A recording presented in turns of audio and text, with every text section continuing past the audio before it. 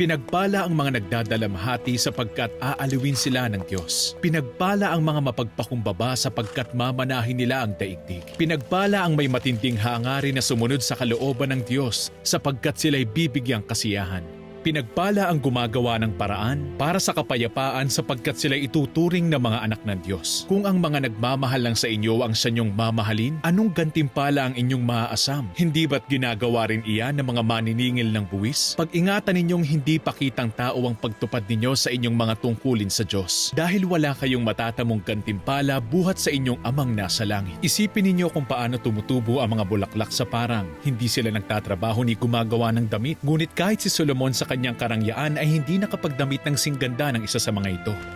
Kaya't huwag kayong mag-alala na baka kayo'y kapusin sa pagkain, inumin o damit.